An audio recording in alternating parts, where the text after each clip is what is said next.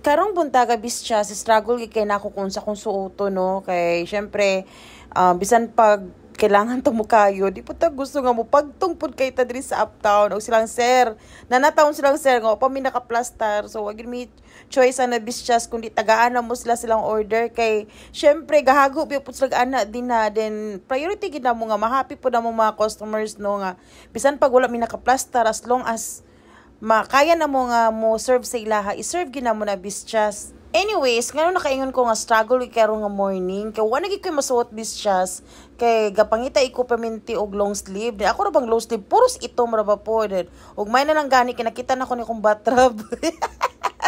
Dili siya halata, pero nice biya gyapon siya. Pero klaro lagi kay nga batrab, di ba? Pero okay na kay what is fashion? Anyways, after me na plaster siya, so after na mag-serve ang mga customers, anang buntaga, nagkaon na dayon ko no, og nag-crave ko sa among humba. Grabe ka humok, grabe ka dako, grabe ka lami, bisya. So, syempre, timplahan gid na ko na siya with all the secret ingredient, diba? Pero, kabalo naman kita ko unsagi ingredient sa humba, suka, tuyo ra man gid na og pinaka the best gid kaya na ang parisan yung Sprite bisyas. I'm proud to say nga isa gid sa pinaka best seller, pinaka the best nga pagkaon mo sa Eat All You Can before mo ang humba og wala gid ko masayop bisyas no kay syempre sa tanan best seller na mga food sa Eat All You Can gipilian gid na ko ng tulo ka buok nga pwede na ko ma-serve sa uptown nga dili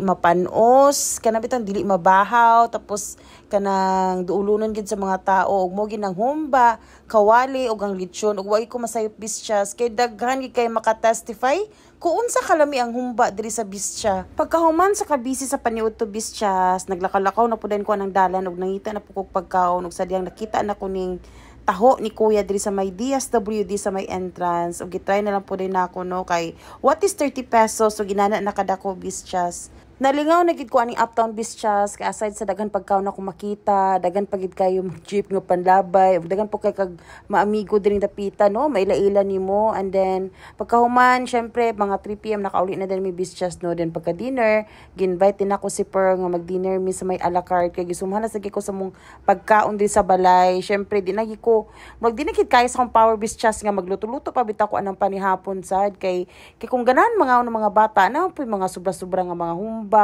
kawali og lechon kana mga ginagmay gud nga mga kunin sayang sabihan na pero syempre sumo na gid kay sa pila na gid kadugay sa kadugay na nga panahon nga makita nila na nga nga sudan sumhan na sad kay mga bata gisumhan na magani ko what more mga bata di ba sa paggabi ana nga mi sa a la carte sa Kugon ug nangaon mi ni Per ug paborito gid kay namo ang Marsha's Barbecue diri sa may Kugon a la carte bisyas kay grabe ka sulit no o grabe ka accommodating ang mga staff dinhi din aside ana bisyas lami pagid lang barbecue din aside pagid ana imagine that libre ang sabaw libre ang palapa plus libre pagid ang pipino asa na mo ana